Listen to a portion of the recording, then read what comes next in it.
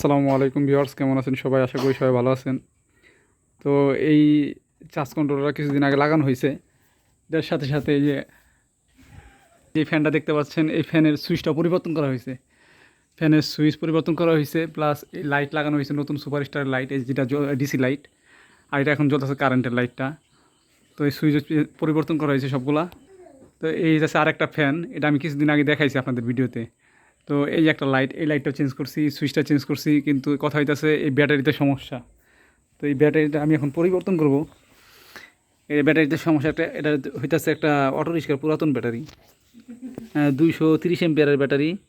আর এটার সাথে যে প্যানেলটা আছে, প্যানেলটা হইতেছে গিয়া 150 ওয়াটের জেনেটিক ব্র্যান্ডের।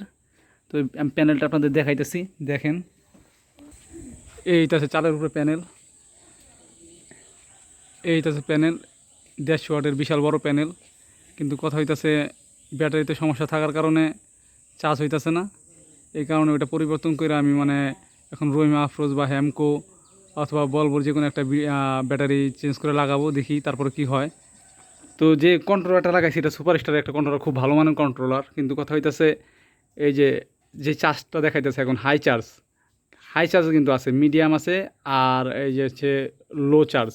তো লো চার্জ মিডিয়াম চার্জ কিন্তু বন্ধ আছে, কিন্তু হয়তো আমার লাইটে দেখা যাচ্ছে মনে হয় জ্বলতেছে, কিন্তু মূলত জ্বলতেছে লাইটটা, এই যে সবুজ লাইটটা, যেটা হাই চার্জের শো করতেছে। এখন ব্যাটারি কিন্তু ফুল দেখাইতেছে। আর এই যে ব্যাটারি চার্জিং, এখন বাজে বিকেল 5:30টার উপরে বাজে, 6টার মতো। যাই হোক, তারপরও ব্যাটারি থেকে চার্জ হইতেছে এরকম দেখাইতেছে কিছু। কিন্তু অবশ্যই এটা যখন কারেন্ট চলে যাবে কিছুক্ষণ পরে, যদি রাত্রে চালু দেওয়া হয়, সেক্ষেত্রে এই ব্যাটারিটা তেমন ব্যাকআপ দিতে পারে না, বন্ধ হয়ে যায়, খুব দ্রুত বন্ধ হয়ে যায়, লাইটগুলো ফাল পারে। এই তো লাইট আমি জ্বালাইলাম, এখন এই জ্বলতেছে। এই যে এখনই এই যে ফাল পারতেছে, লোড নিতে পারতেছে না। এই যে ফ্যানটা ছাড়লাম, এই সব অবস্থা। তো ব্যাটারির কারণে ব্যাটারি সমস্যা। এখন তো ফাল পারছে, কিছুক্ষণ পরে একদম টোটালি অফ হয়ে যাব। ফ্যানও চলতেছে, কিন্তু ওরকম স্পিড নাই। দেখি তো আমি তিনে দিই, এই যে তিনে দেওয়ার পর তো লাইট একদমই স্লো হয়ে গেছে। তো ব্যাটারিটা পরিবর্তন করবো, দেখি তারপরে কি হয়, সেই ভিডিও আপনাদের দিব। আর ব্যাটারিটা আমি কেজি দরে বিক্রি করব, সম্ভবত 180 টাকা কেজি এখন ব্যাটারির দাম, যা শুনে আসলাম আর কি। তো ব্যাটারিটা পরিবর্তন করার কথা ছিল আজকে। তো এখানে গ্রাম অঞ্চল, গাড়ি পাওয়া যায় না। তো সমস্যাতে এখানে এখন আগামীকালও হয়তো এটা নিয়ে যাবো, নিয়ে যাওয়া চেঞ্জ করে আনবো, চেঞ্জ করে একটা পানি ব্যাটারি লাগাবো 40 এমপিয়ার হ্যামকো বলবো অথবা রহিম আফরোজে যে কোনো একটা ব্যাটারি আনবো। এখানে আনার পরে কানেকশন করে দিব, দেখি কীরকম সার্ভিস দেয়। তো ব্যাটারিটা এখন খুলবো, দেখাই আপনাদের খুলে। এটা অনেক ওয়েট, আনুমানিক হয়তো বা 30, 35 বা 40 কেজি হইতে পারে। এটা পানিটা সম্পূর্ণ ফেলা দেওয়ার পরে তারপরে তা ওনারা মাপ দিব। এই যে পানি ব্যাটারি, এই ব্যাটারির কারণে পানি আনা হয়েছিল, কিন্তু কোনো কাজ হইতেছে না। এই যে পানি পানি পানি দেওয়া হয়েছে, কিছুদিন আগে দিছি, কিন্তু কাজ হয় না। আমি বোল্ট মাপছি, মাপার পরে এক একটা সেলের ভিতরে প্রায় 8 ভোল্ট করে আছে, কিন্তু 12 ভোল্ট থাকার কথা ছিল। প্রত্যেকটার ভিতরে 8 ভোল্ট করে আছে, 8 ভোল্ট 7 ভোল্ট এরকম। তো লোড দিলে বন্ধ হয়ে যেতেছে সব কিছু।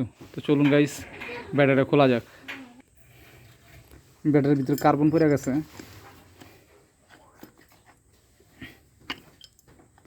অনেক শক্ত। ক্যামেরা এক হাতে নিয়ে কাজ করাটা সমস্যা মনে হইতেছে। দেখি, আগে খুলি তারপরে।